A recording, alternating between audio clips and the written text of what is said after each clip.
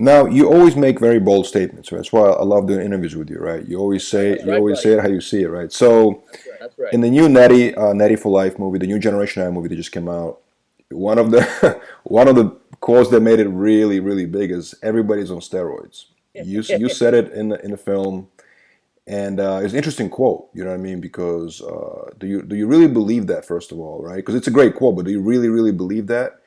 And if those people that are in the film are actually not Natty, right, but they compete in this organization that's supposed to be Natty, like, what's the purpose of all that then? Why even do that? You know what I'm saying? I want to get your opinion on that more. Like, why would you think they'd be doing this if they were just lying about it? You know what I mean? You know what? I don't think it's more of a mental thing than anything else. I don't know Michael Hearn. I've I know people that know him, and they say nothing but great things about him. And I bet you if I hung out with him, I'd actually like the guy, and he would like me, and we become good friends.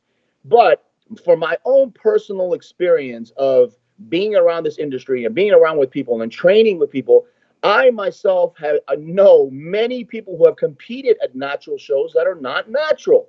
I mean, for sakes, it's a lie detector test that's done before the show. It's not any. It's not blood. It's not. They It's have urine it's tests not as well. They urine. have urine tests as well. Okay, I understand that, but there's ways around this stuff. And let me tell you why I said what I said when I said everyone's own ways. If you're familiar with the UFC, when Conor McGregor and Nate Diaz were having their first fight, remember what Nate said? Nate turned around and looked at Conor and said, "You're on steroids." And Conor's went nuts. He goes, you, I'm not on steroids. What the fuck are you talking about? And Nate looks at him and goes, you're all on steroids, and put it down. Yes, I agree with Nate 100% because sports have gotten to a point. Listen, let's stop the let's kick the ballistics here. Golf, they're taking steroids. Baseball, steroids. I'm at the fucking gym every day. I'm not now, but when the gyms were open, I see what's going on, man. I see what the hell's happening. And it's not just the guys, the girls.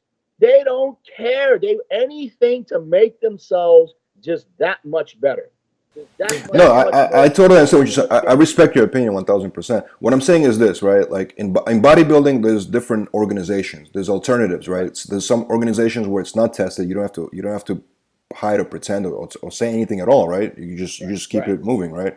right, So my right. question is, logically, why be in that organization at all where you are where it's tested, you know what I'm saying, and lie about it, as opposed to just Because go to that people don't want to organization? push the limit, Vlad. That's why. That's a simple question to answer. Because people don't want to push the limits. All right.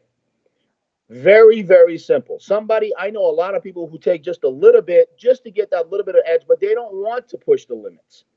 Right now, whether people out there, the haters or whoever, want to believe it or not, okay, I am doing maintenance doses, light maintenance doses, but I'm eating 8 times a day. I'm training heavy. I'm getting deep tissue massage. I'm going through therapy. I'm doing anything and everything I can to keep myself healthy and keep myself going. Right? If I wanted to, if I was dumb enough and crazy enough to get back on an Olympia cycle, I would be walking around looking like Rolly again. Right now, talking to you, I'm 275. If I got back on the insulin, the growth, the mega cycles, I'll be right back to 305 pounds, walking around, breathing heavy, and doing that. It's a decision that needs to be made, and a lot of these people nowadays are not willing to go all the way to that level, especially now with men's physique and the classic and stuff like that. You don't have to push it that far anymore. So when they sit there and say, I'm natural, I say to them, good for you. You're staying healthy. That's my response to anybody. I don't sit there and say, wow, go, you're natural. No, I don't believe that. I'll just turn around and just say, hey, good for you. You're staying healthy. When you were competing, right, when you were in your prime in your career, were you concerned about your health? No, no, Never thought about it? nope. You know why? Because I had the same mentality that most people have at that point. I don't want to know. I don't want to know what's wrong with me.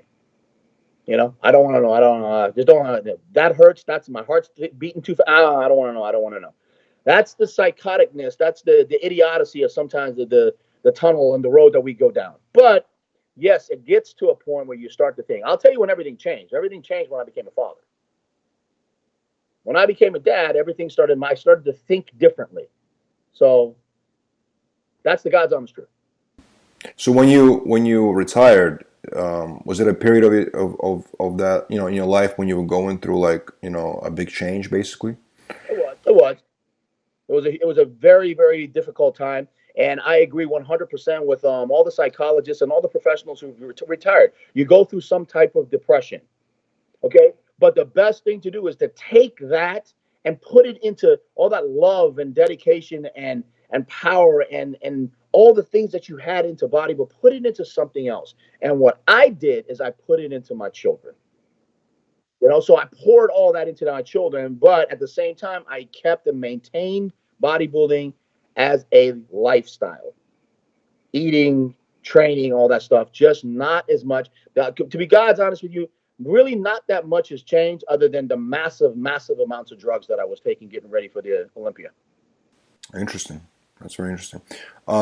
Is it true that you're writing a book or working on a book potentially? I have somebody contacted me a while back as a ghostwriter.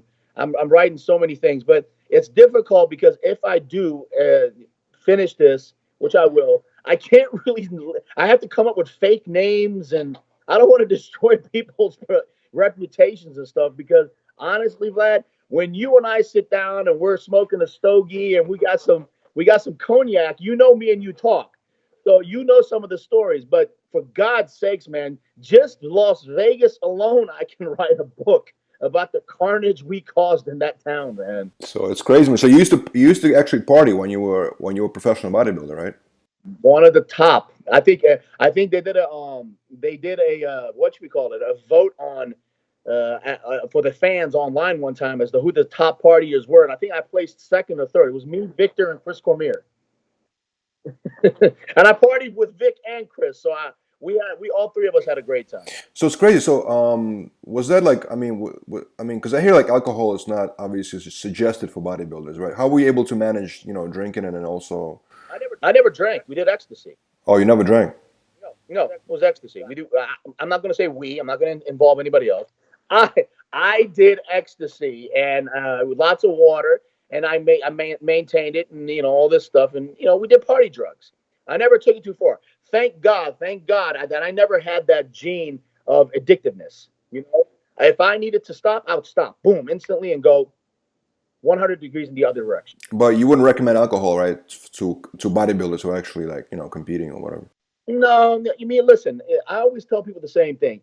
Don't let this sport completely take over everything. You know how many people, they just, all they do is eat, sleep, train, and their girlfriends become, crazy, and then they get into, I mean, no, get out there, man. Have date nights, go out there and do what you got to do, and live your life, man. I'm telling you, Vlad, like I said, I don't want to sound like a broken record, but you and I have talked. You blink your eye and time goes by like Of this, course. man.